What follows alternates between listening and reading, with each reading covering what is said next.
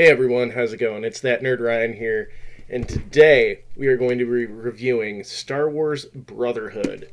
That's right, I got this one done a little bit faster.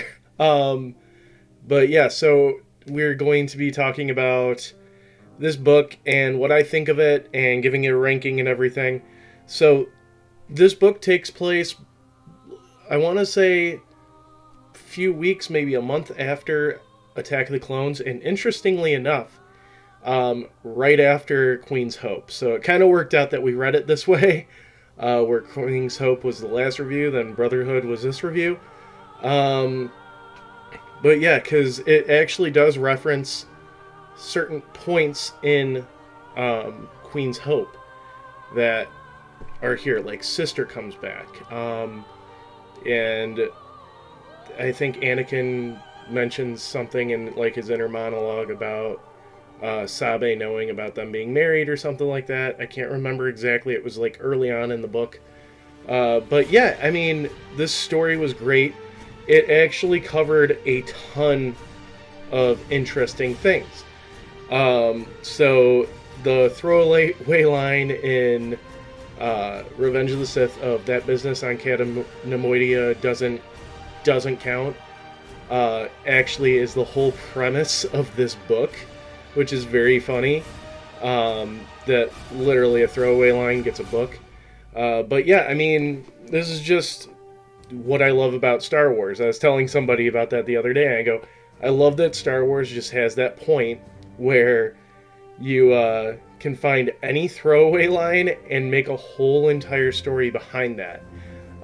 Like, for example, I fought in the Clone Wars, and so did your father. We have a whole 7 season show, 3 movies, and as in Attack of the Clones, Clone Wars, and Revenge of the Sith, all from that one line.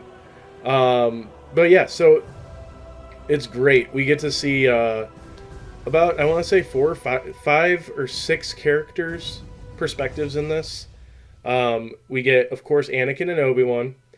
We get Asajj Ventress, a character named Rug Corin, and then Mil Abeth, who is a Padawan, or no, Jedi Initiate, sorry.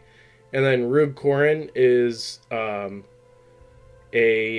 Nemoidian Royal Guard / Commando. She ends up kind of working with Obi-Wan on this case. So let's get into the meat of the story.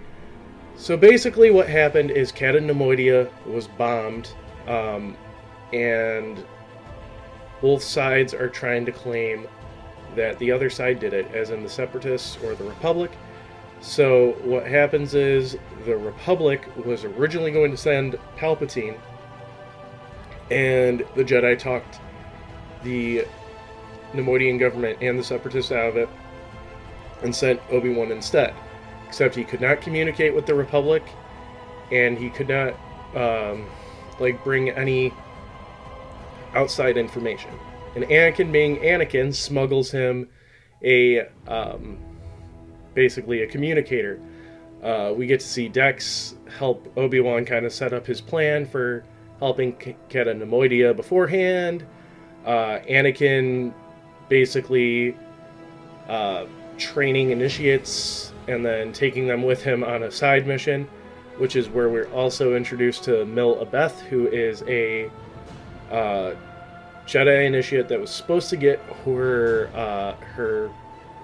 lightsaber, but she has this weird connection with the Force where she could sense others' pain, and it scared her away from getting that lightsaber, so she ends up being with the initiates that go with Anakin on his mission.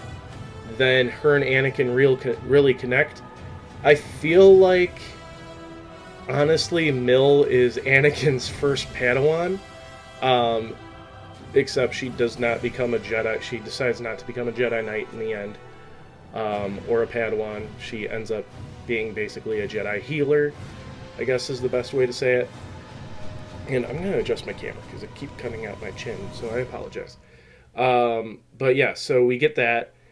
Then we get the whole story with Obi-Wan, which is he goes to Cad Nemoidia. This is the first time they meet Asajj Ventress. And she's kind of all the way up to the end. Nobody knows what she is. She's just kind of prodding one character against Obi-Wan to the point of extremism to set more bombs. And she's also kind of prodding Obi-Wan to make him look like he's in the wrong. So nobody except for the reader knows who Asajj Ventress is. And basically what happens is Obi-Wan finds a datapad that frames the Republic for the bombing, while Roog finds a datapad blaming the Separatists for the bombing. So obviously there's more at play here, and when that happens, Asajj kind of helps the person that she's manipulating, named Katar, pull the trigger at sending Obi-Wan basically to a death sentence. And how that happens there is, or with that, is they also find the communicator as Anakin's trying to reach out to Obi-Wan, so he finds out Obi-Wan's in danger. And again, Anakin goes to Cad Nemoidia to save Obi-Wan. When he goes, Mill also tags along, even though Anakin doesn't really want it, because one, it's bringing a youngling into a very bad area, and two, he doesn't feel that he would be a good master, which is kind of funny setting up with Ahsoka and everything.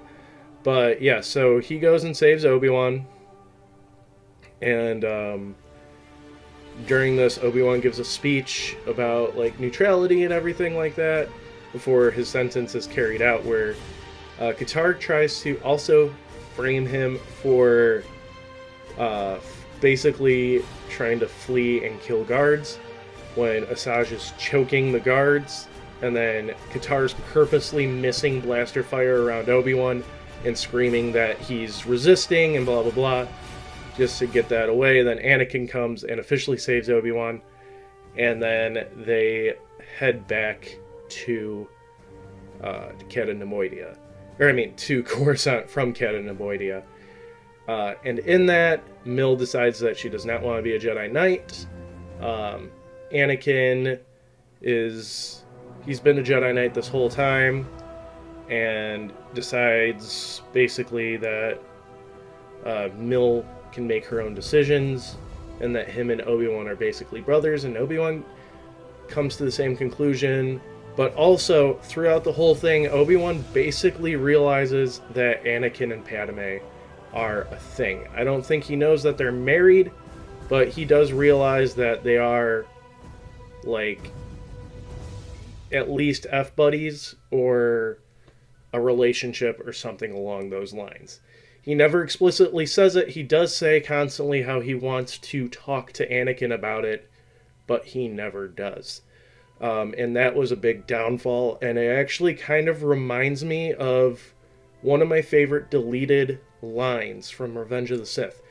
It was in the original script, and it was never taken, but it's something along the lines of Obi-Wan finding out about Anakin being the father, and him going to Padme saying, "Look, I've known about you and Anakin for a long time, and I never said anything because I just wanted my brother to be happy, because you were the single light in his life out of all this stress and all this misery, that you would bring him, or that you would bring him light in that." Something along the lines of that. I can't remember what it is, but basically that's what him figuring out about Anakin really harkened back to for me. So yeah, so what do I think of this book? I really, really enjoyed this book. Like, I could not put it down, especially last night before shooting this video. I had like 8 chapters left, and I was like, I'm just gonna read it. I don't care. And I stayed up till like 1:30 in the morning reading the rest of this book. But yeah, it was very enjoyable. I loved it a lot. I want more Anakin and Obi-Wan stories. I want more early Clone Wars era stories. And I want more Mike Chen books. He was a great author for this. But yeah, so make sure you guys pick it up and read it. I give it a 10 out of 10. Also, make sure you guys leave a like, comment, subscribe, and ring that bell. Also, follow me on all my social media down below. It's that Nerd Ryan telling you. Have an amazing day.